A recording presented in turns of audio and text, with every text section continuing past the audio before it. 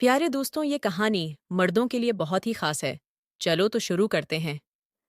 रात 12 बजे का वक्त था और मैं अपने कमरे से निकली और अपने जीठ के कमरे तक गई।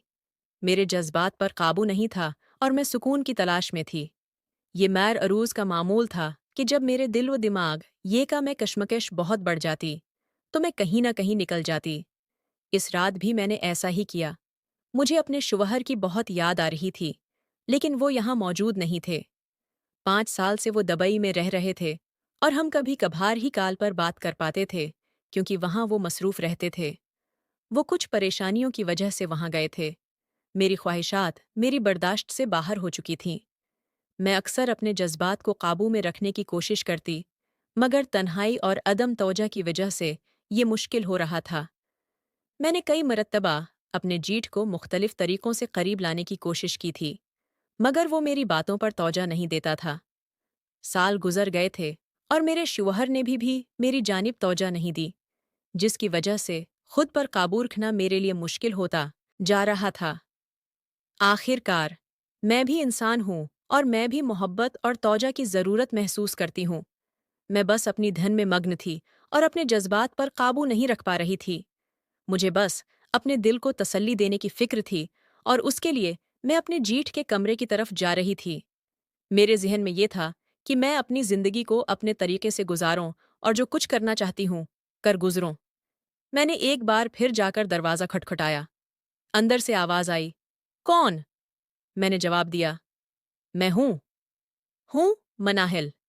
उसने कहा, "वापस चली जाओ, मुझे तुमसे कोई बात नहीं करनी।" उसकी ये बात सुनकर मुझे बहुत अफसोस हुआ, लेकिन मैंने दोबारा दरवाज़ा खटखटाया, मगर दरवाज़ा नहीं खुला और कोई जवाब भी नहीं आया। मैं दरख्वास्त करने लगी कि मुझे उसकी ज़रूरत है, लेकिन उसने कोई रद्द-अमल नहीं दिया। मैं देर तक उसके दरवाजे पर खड़ी रही, इंतज़ार करती रही कि वो दरवाज़ा खोले और मेरी मदद करे।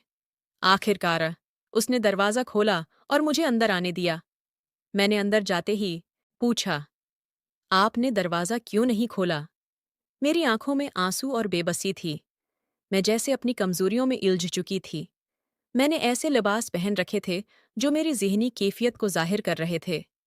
मैं बस चाहती थी कि किसी तरह वो मेरी मदद करे और मेरे दख्खी दिल को सुकून दे, मगर वो किसी भी कस्म की गलत हरकत के लिए तैयार था।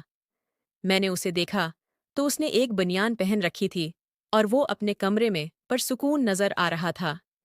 मेरे जज्बात बेकाबू थे, मगर मैं समझ रही थी कि ये सब मेरे अपने ख़यालात थे और हकीकत में ऐसा कुछ होने वाला नहीं था। मुझे यूं महसूस होने लगा जैसे मेरी जिंदगी किसी तूफान का शिकार हो चुकी है और मैं मंझधार में फंसी हुई हूं। इस लम्हे मुझे एहसास हुआ कि मैं कितनी गलत सोच में मुब्तला थी, और तब मेरी आंखें खुल गईं कि मैं गलत रास्ते पर चल रही थी। जब मैं होश में आई तो मुझे एहसास हुआ कि मैं किस गमराही और नापसंदीदा अमल में मुलौस हो चुकी थी। मुझे डर था कि शायद मैंने इस मेरे प्यारे नाजरीन, ये कहानी बहुत ख़ास होने वाली है। अगर मज़ीद सुनना चाहते हो तो चैनल को सब्सक्राइब कर लें।